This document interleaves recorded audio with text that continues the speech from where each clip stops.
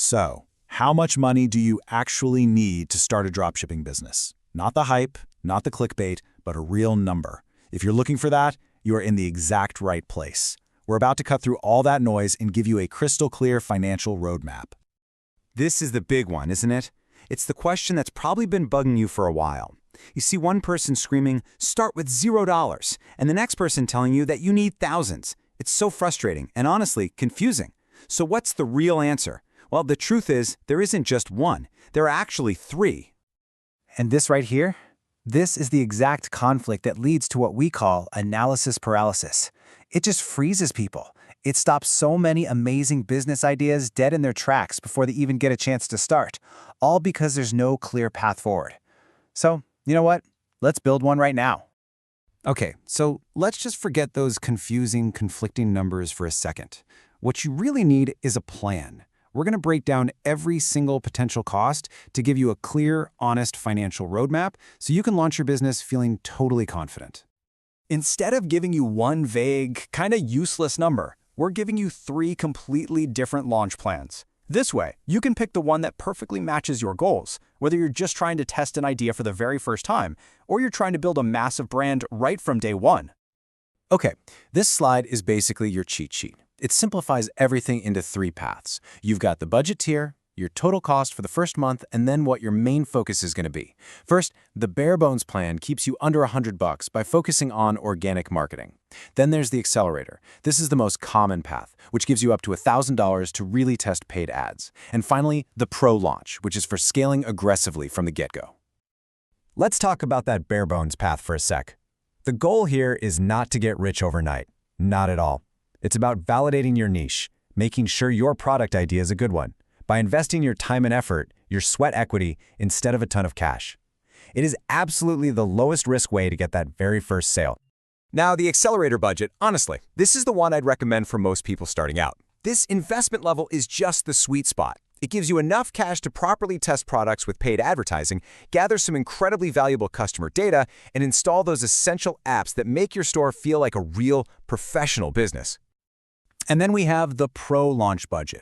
Look, this is for entrepreneurs who maybe have some experience, they've got their product totally dialed in, and they are serious about growing fast. That bigger budget is going to support a much more aggressive advertising strategy and premium tools, so you can capture a bigger piece of the market right from the start. Okay, so no matter which of those three launch plans you choose, every single store has a set of foundational costs. I want you to think of these as the absolute non-negotiables. These are the investments that make up the backbone of your entire business. Let's break them down.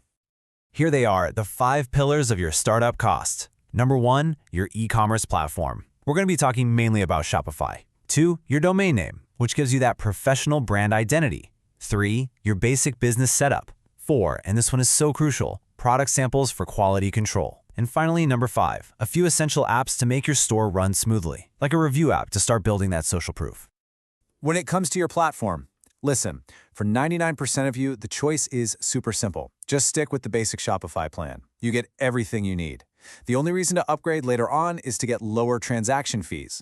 But that only really makes financial sense once you're consistently hitting over $16,000 a month in sales. So the takeaway is easy. Start with basic, keep your overhead low. All right, once your store is built, your biggest ongoing expense and your biggest variable is going to be marketing. This is where your budget is most flexible, and it really just boils down to a choice between two different approaches: investing your time and your effort, or investing your money. So if you're on that bare bones budget, your entire strategy is going to revolve around this idea of sweat equity.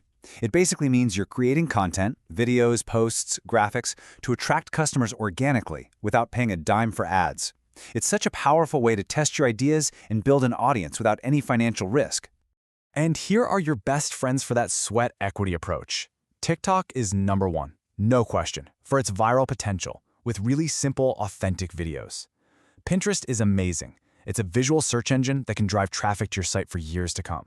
You can also build out your visual brand on Instagram, and then use free tools like Canva to make all your graphics look super professional. Now, for those of you on the Accelerator or Pro Launch budgets, you're going to be using paid ads, and I need you to burn this quote into your brain.